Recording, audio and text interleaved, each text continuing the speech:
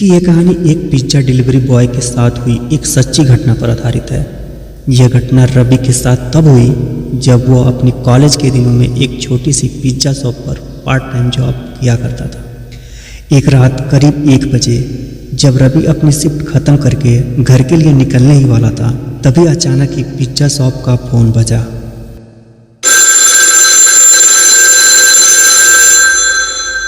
रवि ने फ़ोन उठाया तो कोई आदमी बहुत ही सहमी आवाज़ में ऑर्डर दे रहा था। पहले तो रवि ने ऑर्डर लेने से मना करना चाहा क्योंकि पिज्ज़ा शॉप का क्लोजिंग टाइम ऑलरेडी हो चुका था, मगर जब उस आदमी ने बड़े पिज्ज़ा ऑर्डर किए तो रवि ने ऑर्डर ले लिया क्योंकि अक्सर बड़े ऑर्डर पर एक अच्छी खासी टिप मिल जाती थी और रवि को पैसों की बहुत ज़रूरत थी। रवि जल्द से जल्द पिज्ज़ा लेकर डिलीवरी के लिए निकल पड़ा। डिलीवरी एड्रेस उस पिज्ज़ा शॉप से काफ़ी दूर शहर के बाहर था। देर रात हो चुकी थी और रास्ता भी काफ़ी सुनसान था। सड़क कच्ची थी और उसके दोनों तरफ बहुत सारे जंगली पेड़ पौधे थे। रास्ते में कोई लाइट भी नहीं जल रही थी, जिसकी वजह से काफ़ी अंधेरा था। कुछ देर ड्राइविंग के बाद रवि उस एड्रेस पर पहुंच गया। अब रवि एक बहुत ही पुराने दिखने वाले अजीब से घर के सामने खड़ा था, जो घर फॉरेस्ट एरिया के अंदर था और उस घर की कोई भी लाइट जल नहीं रही थी, बल्कि आसपास भी कुछ हलचल नहीं हो रही थी। बिल्कुल ऐसा लग रहा था कि जैसे वह घर सालों से वीरान पड़ा हो और उस घर में कोई रहता ना हो। रवि उस घर को देखकर थोड़ा घबरा गया, इसीलिए उसने अपने मैनेजर को कॉल किया।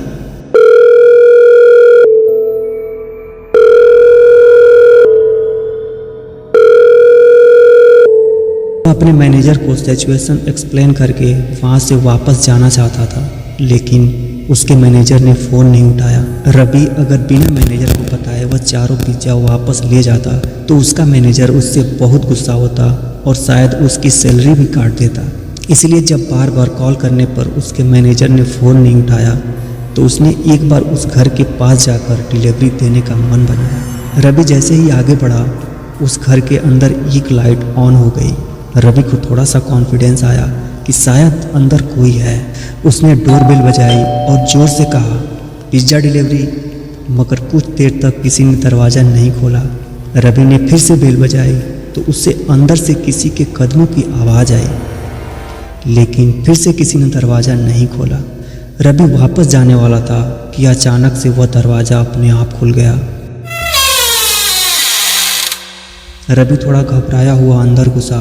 हॉल में एक डिम लाइट जल रही थी और वहाँ कोई भी नहीं था। रवि ने आवाज़ लगाई, हेलो हेलो, कोई है? आप प्लीज़ अपना पिज़्ज़ा ले लीजिए। तभी रवि ने देखा कि हॉल में बड़े सोफे के नीचे एक काली बिल्ली निकलकर एक रूम की तरफ भागी। जैसे ही वह बिल्ली उस रूम में घुसी, उस रूम की लाइट और टीवी ऑन हो गया। साथ ही छोटे बच्चों की शैतानी करने और हंसने की आवाज़ें आने लगी। रवि को लगा कि कोई शायद उसके साथ मजाक कर रहा है। वह गुस्से में उस रूम के अंदर गया।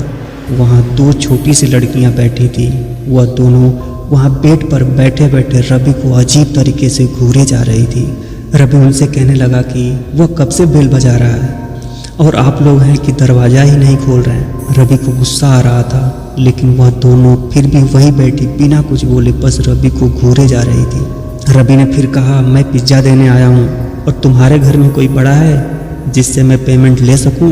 अचानक उन लड़कियों की आंखों का रंग सफ़ेद पड़ गया और उनकी चुप्पी खतरनाक हंसी में बदल गई। उन दोनों ने कमरे के दरवाजे की तरफ इशारा किया। रवि जैसे ही पीछे पलटा तो उसके होश उड़ गए। उसके हाथ से चारों पिज्ज़ा के डिब्बे नीचे गिर गए क्योंकि उसके ठीक सामने एक भयानक औरत खड़ी थी। यह सब देखकर रवि डर के मारे कांपने लगा। वह जैसे तैसे अपनी जान बचाकर बाइक की तरफ भागा और वहाँ से निकल गया। उस औरत का साया और वह 2 लड़कियाँ उस घर के दरवाजे पर खड़े होकर उसे जाते देख रहे थे। रवि कुछ ही दूर गया था तो अचानक उसकी बाइक खराब हो गई। रवि ने देखा कि उसकी बाइक का टायर पंक्चर हो गया है। उसने डर के मारे पुलिस को फ़ोन मिलाया और जल्द से जल्द मदद मांगी और आसपास देखने लगा। अचानक उसकी नज़र बाइक के शीशे पर पड़ी, जिसे देखकर उसके पैरों के तले ज़मीन खिसक गई। उसने देखा बाइक के पीछे उस औरत का साया और वह दोनों बच्चियां खड़ी थी। वो धीरे धीरे रवि की तरफ बढ़ रही थी। इस दौरान रवि हड़बड़ाहट के मारे बाइक वहीं छोड़कर जंगल की तरफ दौड़ने लगा।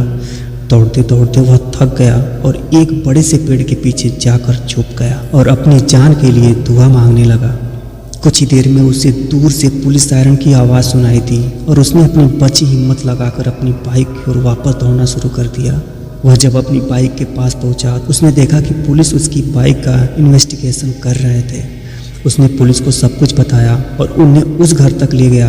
पुलिस ने घर के अंदर जाकर जांच पड़ताल की, लेकिन उन्हें एक जंगली बिल्ली के अलावा घर में कोई नहीं मिला। अगली सुबह रवि को यह पता चला कि वह घर पिछले 2-3 सालों से खाली पड़ा है और तो और 3 साल पहले उस घर में एक औरत और उसकी 2 बेटियां रहती थी, जिनका एक रोज़ अचानक मर्डर हो गया था। यह जानकर रवि के होश उड़ गए। उसे समझ में आ गया कि उस दिन जिन लोगों को उसने देखा था वह उसी औरत और उस छोटी बच्चियों की आत्माएं ही थी, जो शायद आज भी उस घर में कैद हैं। मगर उसे कभी यह समझ नहीं आया कि वह फ़ोन आखिर किसने किया था।